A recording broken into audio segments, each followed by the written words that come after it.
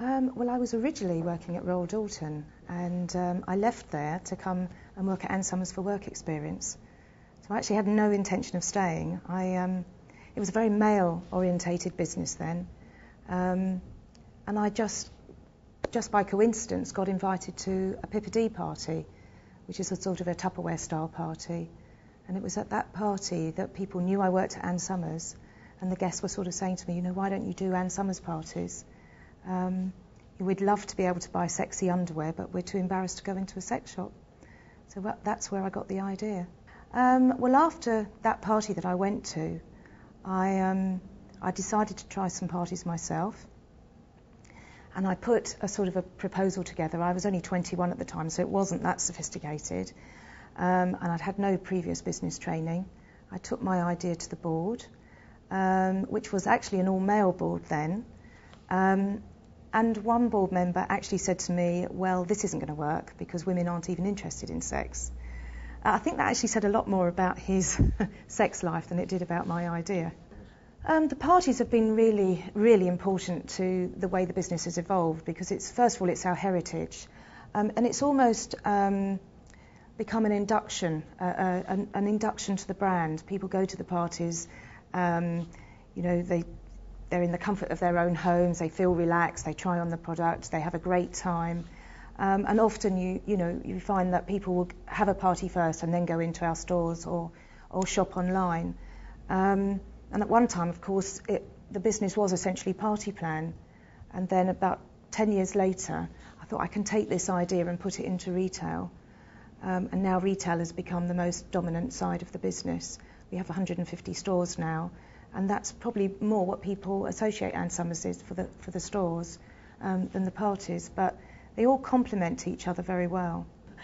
I think I've definitely had more than my fair share of challenges.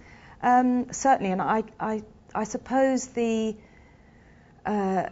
one that sticks in my mind the most is when I tried to open a store in Dublin. And this is back in 1999. I got a lot of opposition from the Dublin Corporation. I decided I wanted to open a store on O'Connell Street, which is right opposite the very controversial GPO building. And I just knew it was going to be a success because parties in Ireland, had always been hugely successful. The sales per head were always much higher than in the UK.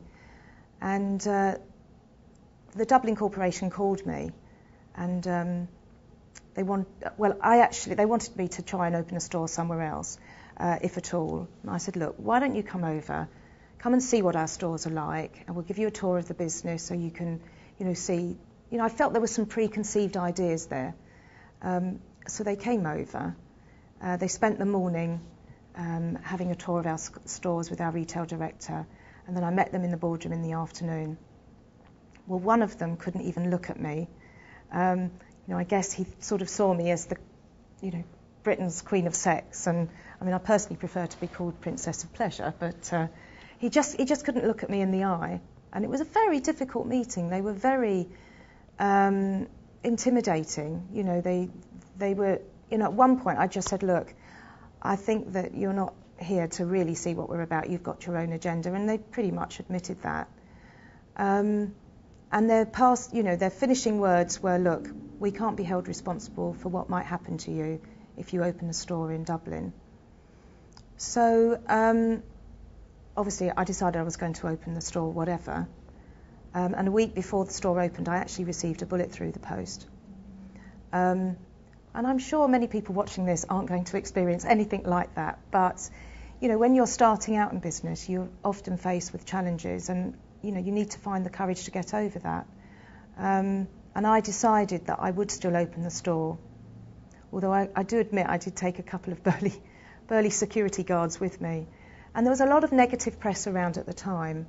And I'm glad to say that despite being served with a writ on the first day that we opened, we had 10,000 people through the door, all signing a petition. Not only is Dublin one of our top 3 performing stores, but I believe we're also on the tour bus route in Dublin, so I think that's an achievement as well.